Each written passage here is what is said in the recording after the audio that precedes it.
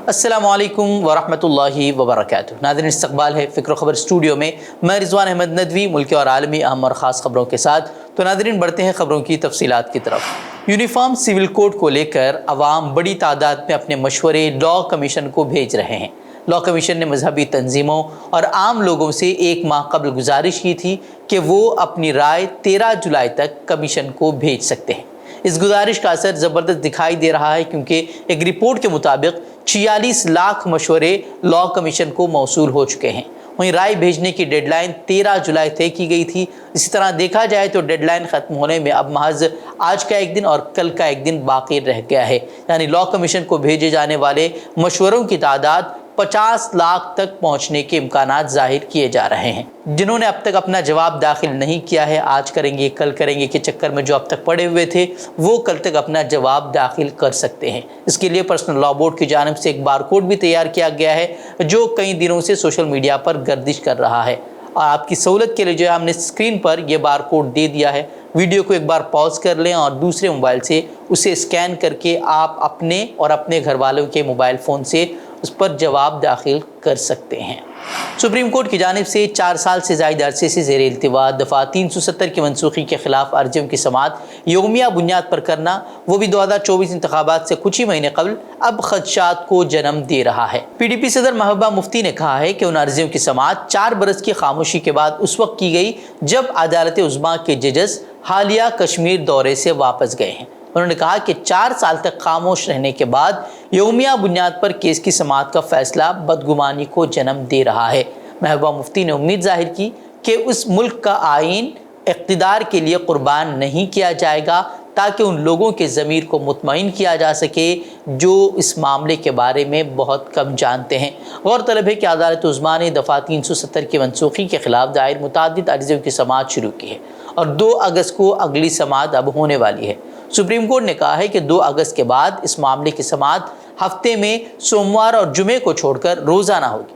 बता दें कि दफ़ा 370 को हटाना बीजेपी और संघ परिवार के एजेंडे में से था, और उसे किस तरीके से पूरी रियासत को कैद खाने में तब्दील करके हटाया गया, वो तो हर कोई जानता ही है।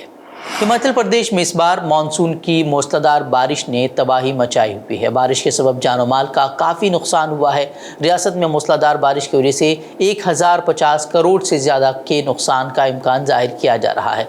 रियासत में बारिश की वजह से अब तक 80 लोगों की मौत हो चुकी है, जबकि 99 लोग ज़ख्मी हुए हैं। गुज़िश्ता दिनों शदीद बारिश की वजह से रियासत में 1299 सड़कें बंद पड़ी हुई हैं। उसके अलावा पानी के 1500 के करीब मंसूबे बंद पड़े हैं, जिसके वजह से जो है कई इलाकों में पीने के पानी का बहरान भी पैदा हो गया है। वहीं गुज़िश्ता कुछ दिनों से पहाड़ी इलाकों में हो रही बारिश ने तशवीशनाक हालात भी पैदा कर दिए हैं। हर तरफ तबाही का मंजर देखने को मिल रहा है, लेकिन आने वाले दिनों में उससे भी बड़े ख़तरे का अंदेशा बढ़ता जा रहा है। ये ख़तरा पहाड़ों के नीचे सैकड़ों किलोमीटर इहाते में बसे मैदानी इलाकों के उन शहरों में है, जहाँ पर दूर दूर तक न तो नदियाँ हैं और न ही नाले हैं। बारिश की तबाही का अंदाज़ा लगाने वाली एजेंसियों से मुंसलिक साइंसदानों का कहना है कि पहाड़ी इलाकों से बहने वाली नदियों और नालों ने अपने रास्ते को बदल दिया है। और डिपार्टमेंट्स के अंदाजे के मुताबिक अब तक हिमाचल प्रदेश और उत्तराखंड की तकरीबन 1 दर्जन से ज़्यादा नदियों ने अपना रुख यानी कि रास्ता ही बदल दिया है। अहम नदियों की मुआविन नदियों की तादाद सबसे ज़्यादा बताई जा रही है। माहिरीन मौसमियात के मुताबिक सबसे ज़्यादा दिक्कत हिमाचल प्रदेश के नशेबी इलाकों में बसे पंजाब और हरियाणा के तकरीबन 12 अजला समेत चंडीगढ़ में है। उत्तराखंड के नशेबी इलाकों में बसे 7 अदला समेत झेली इलाकों में नदियों के बहाव से खतरा भी पैदा हो रहा है। माहिरीन का कहना है कि उत्तराखंड और पंजाब के अलावा नॉर्थ ईस्ट के हिमालयाई इलाके में भी इसी तरह के इम्कानात बन रहे हैं। सुप्रीम कोर्ट ने मंगल के रोज़ बिल्किस बानो इज्तिमाई इस्मत दरी और 7 लोगों के कत्ल के मामले में सभी 11 कसूरवारों को दी गई छूट के खिलाफ दाखिल अर्जियों पर समाअत 17 जुलाई तक के लिए मुलतवी कर दी है। हाज़िर की अदालत ने हुकूमत से कसूरवारों को दी गई छूट के सिलसिले में असल रिकॉर्ड पेश करने को भी कहा था। इससे कबल गुजरात हुकूमत ने बिल्किस बानो की अर्जी के अलावा इस मामले में दाखिल दीगर अर्जियों पर एतराज़ जाहिर किया था। रियासती हुकूमत का कहना था कि उसके वसी असरात मुरतब होंगे और वक्त वक्त पर लोग अदालतों का दरवाज़ा खटखटाने लगेंगे। हालांकि 18 अप्रैल को मामले में हुई समाअत के दौरान अदालत ने 11 कसूरवारों को दी गई छूट पर गुजरात हुकूमत से सवाल किया था। اور کہا تھا کہ قصورواروں کو چھوٹ دینے سے پہلے ان کے ذریعے کیے گئے جرائم کی سنگینی پر غور کیا جانا چاہیے تھا۔ قصورواروں کی وقت سے پہلے رہائی کی وجہ پوچھتے ہوئے سپریم کورٹ نے انہیں جیل میں بند رہنے کے دوران لگاتار دی جانے والی پیرول پر بھی سوال اٹھایا تھا۔ عدالت نے کہا تھا کہ قصورواروں کو دی جانے والی چھوٹ ان پر ایک طرح سے رحم کرنا ہے۔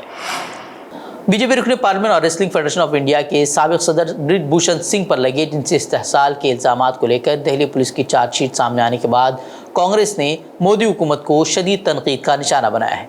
کانگریس ہیڈ کوارٹر میں پریس کانفرنس کرتے ہوئے پارٹی ترجمان سپریا شرینیٹ نے کہا کہ دہلی پولیس نے اپنی چارج شیٹ میں برج بھوشن سنگھ پر جنسی استحصال، پیچھا کرنے اور ڈرانے دھمکانے کے الزامات عائد کیے ہیں۔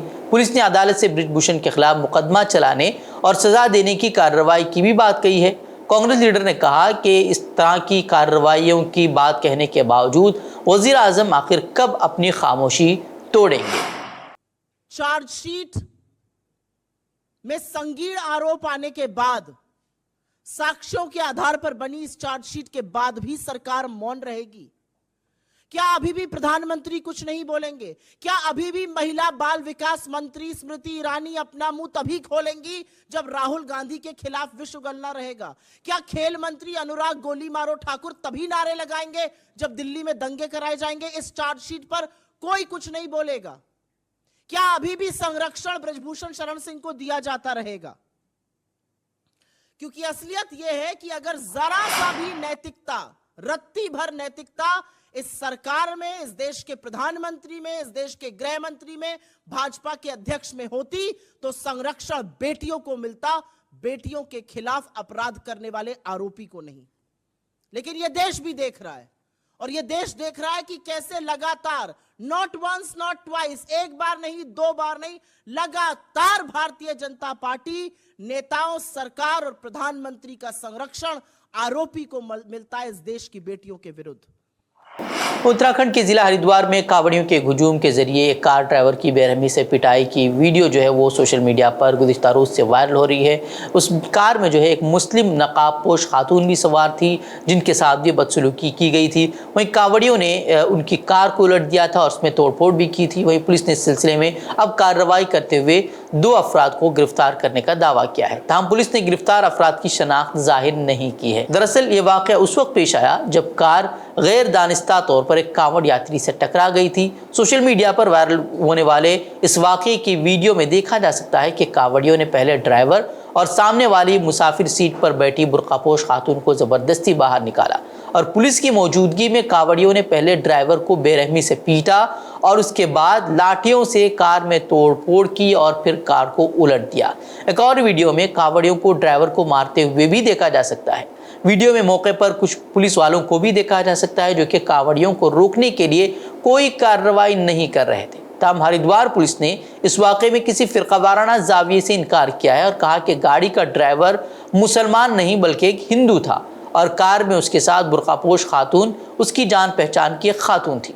بتا دیں کہ ہر سال کاوڑ یاترا کے دوران ان کی غنڈہ گردی کی ویڈیوز وائرل ہوتی رہتی ہیں، لیکن بی جے پی حکمران ریاستوں میں ان پر پھول برسائے جاتے ہیں۔ ہیلی کاپٹر کے ذریعے سے بھی پھول برسانے کی ویڈیوز سامنے آتی رہی ہیں، اور جب مسلمان کہیں نماز پڑھتے نظر آتا ہے تو پھر وہ کانٹوں کی طرح آنکھوں کو چبھنے لگتا ہے، اور پھر کیا ہوتا ہے وہ آپ کو پھر سے بتانے کی ضرورت نہیں ہے۔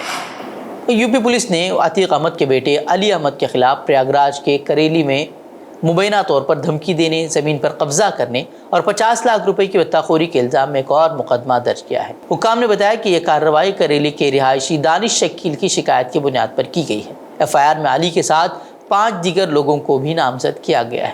ایک ایسے وقت میں جب ٹویٹر کے مالک ایلن مسک پر تنقید ہو رہی ہے کہ وہ پلیٹ فارم پر سینسرشپ عائد کر بیٹھے ہیں، لیکن اسی دوران افغان طالبان نے ٹویٹر کو آزادی اظہار کے لیے بہترین پلیٹ فارم قرار دیا ہے۔ سینئر طالبان رہنما انس حقانی نے کہا کہ میٹا کے ماتحت حریف پلیٹ فارم تھریڈز کے آغاز کے بعد ٹویٹر کو دوسرے سوشل میڈیا پلیٹ فارمز کے مقابلے میں 2 اہم فوائد حاصل ہوئے ہیں۔ انس حقانی نے کہا کہ پہلا فائدہ آزادی اظہار ہے، جبکہ دوسرا فائدہ عوامی نوعیت اور ٹویٹر کی ساکھ ہے۔ انہوں نے کہا کہ ٹویٹر کے پاس میٹا کی طرح عدم برداشت کی پالیسی نہیں ہے، اس لیے دیگر پلیٹ فارمز اس کی جگہ نہیں لے سکتے۔ واضح ہے کہ اگست 2021 میں اقتدار میں آنے تک افغان طالبان سوشل میڈیا پر انتہائی کم تھے اور اس کی ایک وجہ یہ تھی کہ ان کے اکاؤنٹس بننے کے فوراً بعد بلاک کیے جاتے تھے. تاہم اب افغان طالبان کسی بھی اعلامیے کے لیے سب سے زیادہ ٹویٹر کا ہی استعمال کرتے ہیں، جہاں متعدد وزارتوں اور صوبائی محکموں کے آفیشیل اکاؤنٹ بھی بنے ہوئے ہیں.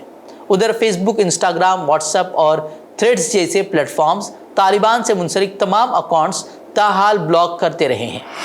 گزشتہ روز ایک حیران کن پیش رفت سامنے آئی جس میں ترکی نے سویڈن کے نیٹو میں شامل ہونے کی حمایت کر دی. اس سے قبل ترک صدر رجب طیب اردوغان نے کہا تھا کہ سویڈن صرف اس وقت نیٹو میں شامل ہو سکتا ہے جب ترکی کو یورپی یونین میں شامل کر لیا جائے گا. اردوغان 1 سال سے زائد عرصے سے سویڈن کی نیٹو میں شمولیت کے حوالے سے خدشات کا اظہار کرتے آ رہے تھے اور یورپی یونین کا رکن ملک بننے کا مطالبہ بھی کرتے رہے تھے. وہیں لتھونیا میں ترک صدر اور سویڈن کے وزیر اعظم کے ساتھ ملاقات کے بعد یہ کہا گیا کہ ترک صدر نے سویڈن کے نیٹو میں الحاق کو جلد از جلد گرینڈ نیشنل اسمبلی میں بھیجنے پر اتفاق ظاہر کیا ہے.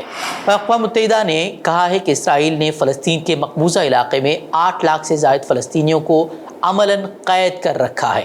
انسانی حقوق کی صورتحال کے لیے اقوام متحدہ کی نمائندہ خصوصی فرانسسکا البانیز نے عالمی ادارے کی انسانی حقوق کونسل کے 53ویں اجلاس میں رپورٹ پیش کرتے ہوئے کہا کہ اسرائیل نے 1967 سے فلسطین کے مقبوضہ علاقے کو ایک خارجی جیل میں تبدیل کر رکھا ہے جس میں ہزاروں بچوں سمیت 8 لاکھ سے زائد فلسطینی عملاً قید ہیں. نمائندہ خصوصی کے مطابق اسرائیلی سرزمین پر بنی ہوئی جیلوں میں 5000 فلسطینی قید ہیں جن میں سے 1100 پر کوئی الزام نہیں ہے. فرانسسکا البانیز کے مطابق ان 5000 فلسطینی قیدیوں میں سے 160 بچے ہیں.